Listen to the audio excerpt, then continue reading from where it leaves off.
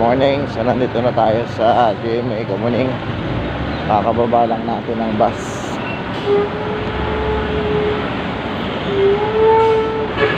So, sa traffic. Doon tayo nakarating.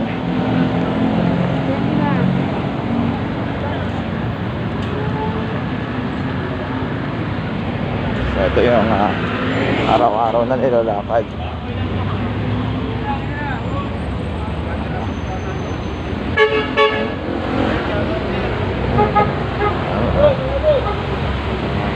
Dito sa paligid. Ito po sir, Android.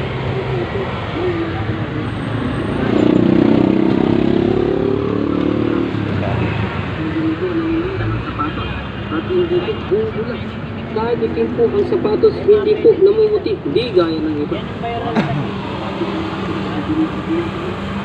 Ganyan na palayo yun nilalakad mga katropa mula doon sa babaan ng bus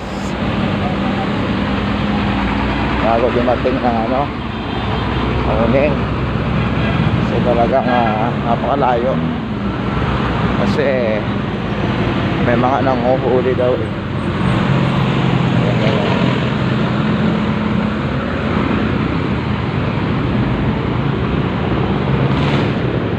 Ayan. So ito bakit na tayo ng hangin.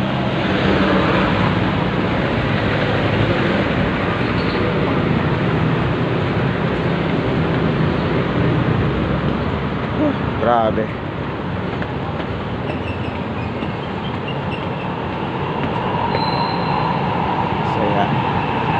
So yan yung way. Yan yung Pacubao. Ito yung Timog area.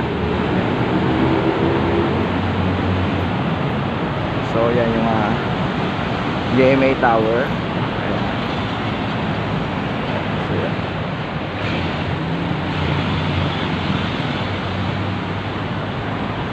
So ayan. Ito yung area ng galing sa Pangpalay.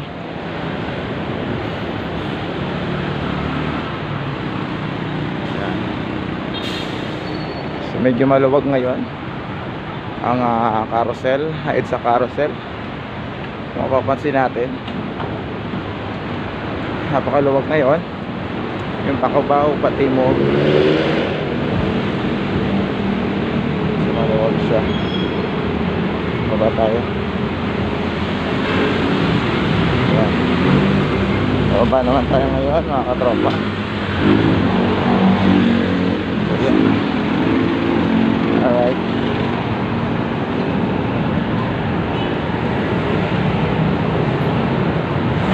So yan yung araw-araw nating dinadaanan mga katropa. Umaga't hapon. Ito yan.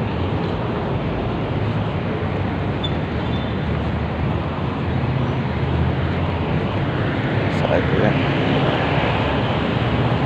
Ito yung madalas natin naikutan area yan.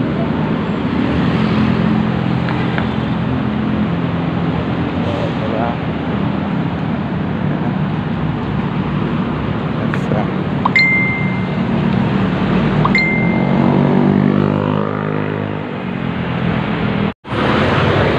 So ayan mga katropa, so bahagyan nagkaroon ng traffic dito sa area na to papunta labas ng highway.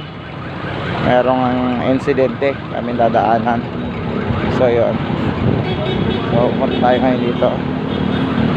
Hindi natin alam kung ano yung nangyaring insidente, pero sinampan niya yata motor. Hindi magkakamali, motor ito. Disgrasya yata sa motor. Ayan. So kaya traffic. Ayan, dadaanan natin ay magiging matraffic.